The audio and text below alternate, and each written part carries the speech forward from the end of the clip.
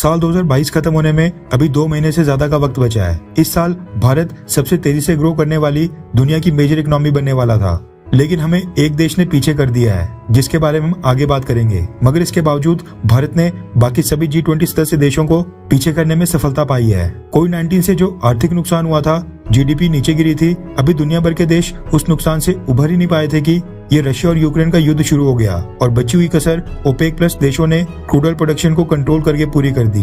बढ़े हुए energy prices के कारण इन्फ्लेशन रेट इतिहास में सबसे ऊंचे स्तर के ऊपर पहुंच गया है। दुनिया भर की मेजर इकोनॉमीज प्रभावित हो रही हैं। कुछ देश तो आधिकारिक तौर पर रिसेशन में एंटर भी हो चुके हैं, जबकि बाकी देश रिसेशन की कगार पर खड़े हैं।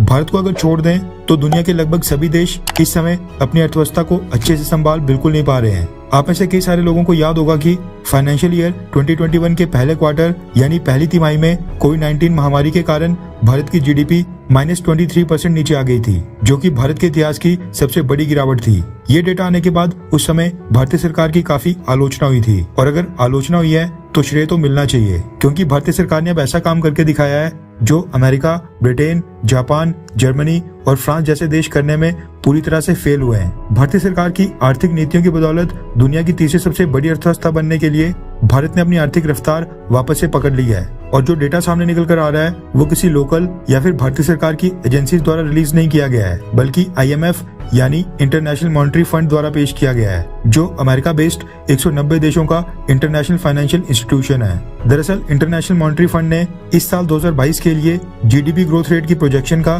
फ्रेश डेटा रिलीज कर दिया है। रशिया यूक्रेन युद्ध और महंगे एनर्जी प्राइसेस ने सभी देशों का जीडीपी ग्रोथ रेट बहुत ही बुरी तरह से प्रभावित किया है, जिसके चलते IMF को फ्रेश असेसमेंट करनी पड़ी है, जिसमें बताया गया है कि इस साल कौन से देश की अर्थव्यवस्था दुनिया में सबसे तेजी से ग्रो करेगी और किसकी नहीं। IMF का डेटा पूरी तरह से इम्पार्शियल और रियल डेटा कैलकुलेशंस के ऊपर बेस्ड होता है, जो 99% सही माना जाता है, और दुनिया भर की कंपनीज इस डेटा को कंसीडर करती हैं और इसको मद्देनजर रखते हुए फ्यूचर के लिए अपने इन्वेस्टमेंट प्लान बनाती हैं। रेफरेंस के लिए आपकी स्क्रीन के ऊपर IMF के ऑफिशियल ट्वीट का स्क्रीनशॉट है, जिसके मुताबिक साल 2022 में भारत का जीडीपी ग्रोथ रेट दुनिया में सभी मेजर इकोनॉमीज में सबसे हाईएस्ट यानी सबसे ज्यादा रहने वाला है। रिपोर्ट के मुताबिक साल 2022 में अमेरिका की जीडीपी मात्र 1.6% से ग्रो करेगी, जर्मनी की जीडीपी 1.5% और फ्रांस का जीडीपी ग्रोथ रेट 2.5% रहेगा। जापान 1.7%, जबकि यूनाइटेड किंगडम यानी कि ब्रिटेन की जीडीपी 3.6% से ग्रो करेगी।